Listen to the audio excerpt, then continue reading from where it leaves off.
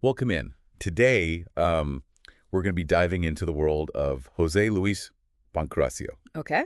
better known as Mago More. Mm. Now, you've shared some excerpts with us from his talks and presentations, and wow, this guy's journey is incredible. Yeah. From computer science to conjuring to then inspiring others. Right. There's a story here Absolutely. that I cannot wait to unpack. It's definitely not your typical career trajectory, right? Which I think is part of what makes his message so interesting to me. Okay. He's not coming at it from the usual self-help angle. Right. In fact, he's quite critical of it. Yeah, he talks about disliking traditional autoayuda. Right. And for those that don't know, that basically means he sees through a lot of the empty promises of a lot of the self-help gurus out there. Mm-hmm. But before we get too far ahead, let's rewind to the beginning. Okay. Moore starts out in a field Okay. that honestly, many would consider Sure. a very safe and respectable career path. Yeah. Computer science. Absolutely. And not only that, but his family Really? had a long line of government officials. Wow. So to say that they valued tradition and stability would be a massive understatement, I see. you know? So picture this. Moore's best starting college, day one, buys a magic book and confidently declares to his friend, I'm going to be a magician. Wow. Now, most of us might brush that off as like a fleeting thought, Right. but not more. Right. This is where we start to see that why not attitude Yes. that becomes such a cornerstone of his philosophy. It's that willingness to kind of embrace the unexpected, Yeah. to challenge the norm that really sets him apart. Yeah. And it takes courage, too. Oh, absolutely. Especially when you're going against your family's expectations. Yeah. He even jokes about how dramatic his parents were when he told them he was ditching code for conjuring. I would have loved to see that conversation. I know, right? Talk about a leap of faith. Huge. But here's the thing, What's that? and this is where I think his story gets really interesting. Okay. He doesn't just talk the talk. Okay. He walks the walk. I see. He puts in the work. Yeah. He hones his craft. He's getting good. And he starts seeing success. And what do you know? What? Even the most skeptical critic, in this case, his dad, Oh, yeah. comes around when they see the results. There's a powerful lesson there for all of us. Isn't there? Actions speak louder than words. Yeah. It reminds me of the saying, don't tell me, show me. Right. Moore could have simply said, trust me, magic is my calling. Right. But instead, he demonstrates his commitment, his ability to succeed, which wins over even the toughest crowd. It makes you wonder, how many times in life do we shy away from going after what we truly want because of these perceived expectations or fear of judgment? It's very common. His story is like a permission slip to pursue your passions, Yeah. even when they seem unconventional. Yeah, and to your point about Moore walking the walk, I don't even think it's just about proving other people wrong. Right. It's about aligning your actions with your values, with your true self. Okay. And we see this play out later on in his career as well, particularly when he starts writing his book. You know, speaking of his book, that's another area where he really bucks the trend. He talks about how much he dislikes traditional self-help, Yeah. what he calls autoayuda, Right. because it often feels inauthentic and preachy, Yeah. like those moto ayuda What types does that mean? who are promising you a ride on this fancy motorcycle, Okay.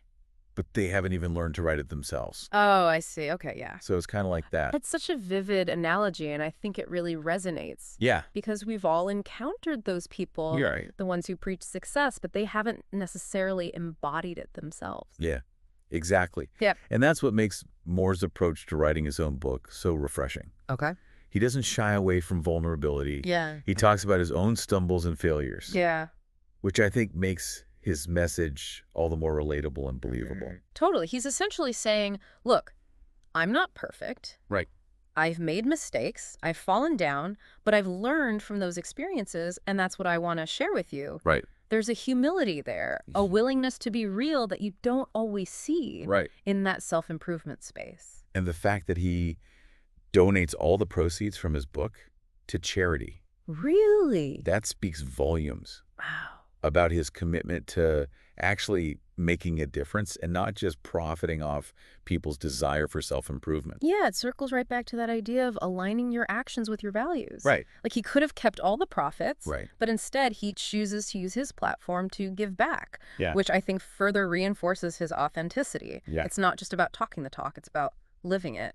Okay, now let's shift gears a bit and talk about dreams. Moore tells this fascinating story Yeah. about this bar owner who sells everything Oh. to pursue his lifelong dream of moving to Australia. Okay. Spoiler alert, What happened? it doesn't work out. Oh, no. He ends up back where he started, Oh. tending bar, working for the guy who used to work for him, Wow. right? It's like a cautionary tale. Right. A warning against taking risks. Right. But Moore puts a different spin on it. What's that? He focuses on the bar owner's lack of regret. Okay. He was able to say, I went for it, I pursued my dream, and even though it didn't turn out how I envisioned, I'm not left wondering what if, Yeah. you know? That's huge. It's not always about achieving the dream, Right. but it's about having the courage to chase in the first place. And I think that ties in beautifully to Moore's concept of the onirogramma, The what? which is basically a dream list on steroids. Okay. It's about writing down all your aspirations, Okay. no matter how wild Yeah. or impossible they may seem. Okay. Think of it kind of like your bucket list, but like Yeah. even wilder, more out there dreams, you know? The ones you usually dismiss. Right. Yeah.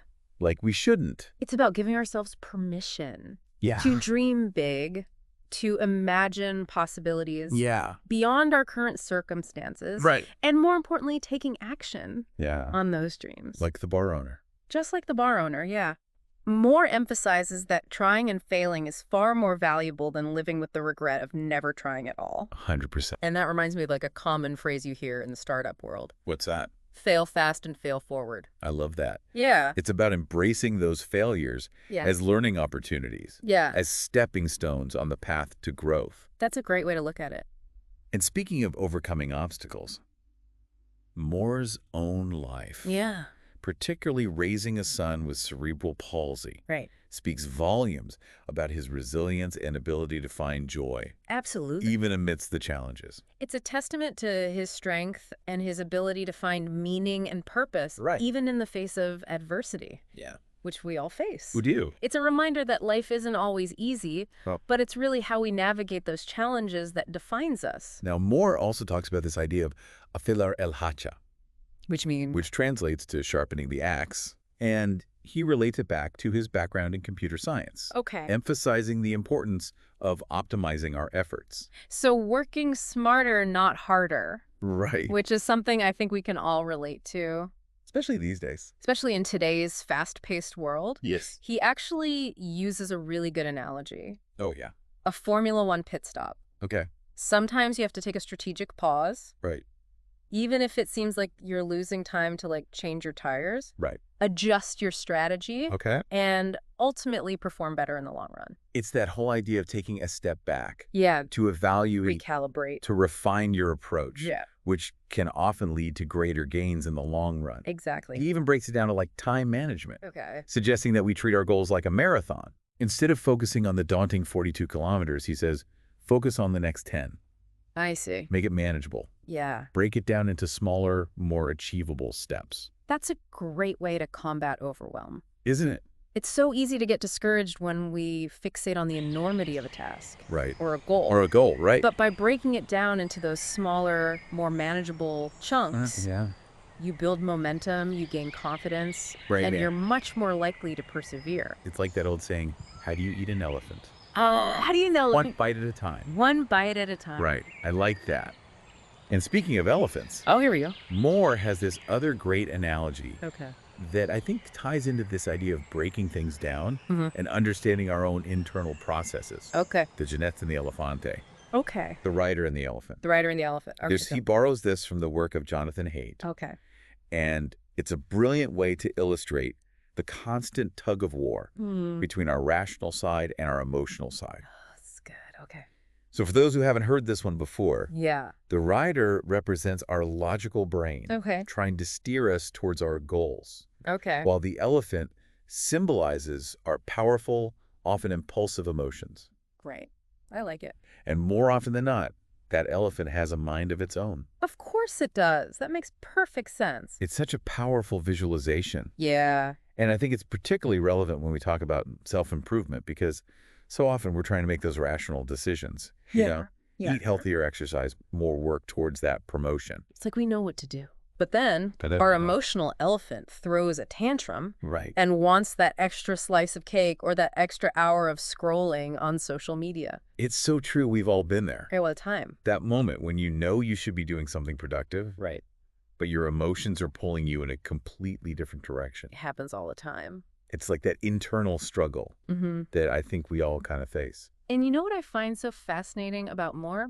What's that? He doesn't just leave us hanging with this runaway elephant. Okay. He connects it to the importance of habit formation. Okay. He argues that building strong habits is key to strengthening our willpower, essentially training that elephant to follow a path that aligns with our goals. So it's like creating those grooves in our behavior so that even when our rider gets tired or distracted, the elephant is more likely to stay on course. Exactly. He even uses this funny analogy of a 30-day wall. Oh, yeah, I like this one. For building habits. Okay. Like every day you lay down one brick, and if you miss a day, the whole wall crumbles. That's a really powerful motivator to stay consistent. Isn't it? Yeah, it reminds me of those don't break the chain calendars. Right. It's that visual reminder of your progress. Right. Which can be so motivating. And of course, Moore emphasizes celebrating those small wins along the way. He talks about doing it at all, Okay. that fist-pumping, self-encouraging energy Oh, yeah. of the tennis legend, which honestly I kind of love. Yeah. Like, why not celebrate ourselves even in those small victories? Absolutely. It's about recognizing our progress, acknowledging our efforts, building that positive reinforcement loop. Yeah. We often get so focused on the end goal that we forget to appreciate the journey, the small wins that ultimately lead to lasting change. It's like that saying, enjoy the process, not just the destination. Exactly. And, we can't talk about Moore without talking about his humor. Oh, It's like woven into everything he does. Right. Even when tackling these serious topics. It's refreshing. It really is. Yeah. It makes you wonder, why is humor so powerful? Yeah. Especially when we're facing adversity. That's a great question. And it's like humor gives us this incredible ability to shift our perspective, to find those moments of lightness even when things feel really heavy. And Moore actually touches on this. Does he? In one of the excerpts he shared. Okay. He tells a story about this woman who approached him after a show. Okay. And she told him that she hadn't laughed since her husband passed away. Oh, wow. But something about Moore's performance, his energy, his humor, brought back that joy of laughter for her. Wow, that story gives me chills. Yeah.